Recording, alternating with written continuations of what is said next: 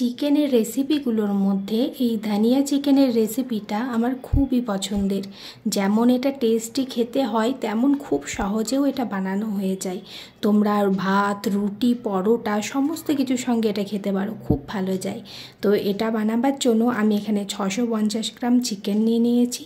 তাতে দিয়েছি 1 কাপ টক দই, সাথে দিয়েছি 1 চা চামচ ধনে গুঁড়ো, 1 চা চামচ জিরে গুঁড়ো, 1 চা চামচ হলুদ গুঁড়ো, 1 চা চামচ নুন দিয়েছি আর 1 চা চামচ তেল দিয়ে ভালো করে ম্যারিনেট করে 30 মিনিটের জন্য রেখে দিয়েছি। অন্যদিকে একটা মিক্সচার জারে আমি নিয়ে নিয়েছি একটা গোটা রসুন আর 1/2 ইঞ্চি আদা দিয়েছি, সাথে বেশ কয়েকটা কাঁচা লঙ্কা, ধনে পাতা আর পুদিনা পাতা অ্যাড করে এটার একটা মিহি পেস্ট এখানে তৈরি করে নিতে হবে। তারপরে একটা মাটির হাঁড়িতে আমি দিয়ে দিয়েছি সর্ষের তেল, তাতে দিয়ে দিয়েছি গোটা গরম মশলা ফোড়নে, এলাচ, লবঙ্গ, দারচিনি, তেজপাতা। ফোড়ন থেকে যখন একটা সুন্দর গন্ধ বেরোবে তখন এখানে অ্যাড করে দেবো একটা গোটা পেঁয়াজ, যেটাকে আমি একদম কুচি কুচি করে কেটেছি।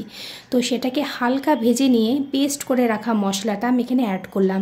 সবটা কিন্তু দিইনি, কিছুটা আমি রেখে দিয়েছি, একদম লাস্টে দেব।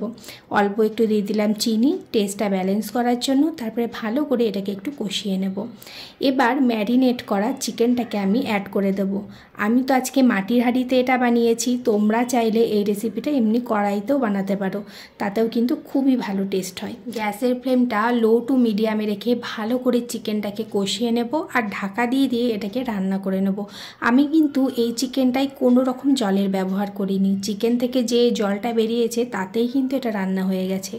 সব শেষে আমি এখানে অ্যাড করে দিলাম 1 টেবিল চামচ ওই বাটা মশলাটা, মানে ওই যে আদা, রসুন, ধনে পাতা, পুদিনা পাতা যে বাটাটা করেছিলাম সেটা।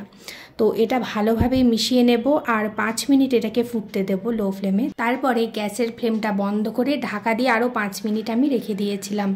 আর 5 মিনিট পর গরম গরম ভাতের সঙ্গে আমি গরম গরম ধনিয়া চিকেন সার্ভ করে নিচ্ছি। কেমন লাগলো আজকের ভিডিওটা অবশ্যই কমেন্ট করে জানাবে। ভিডিও ভালো লাগলে একটা লাইক, কমেন্ট, শেয়ার করতে ভুলো না। আবার দেখা হবে অন্য কোনো এক নতুন ভিডিওতে।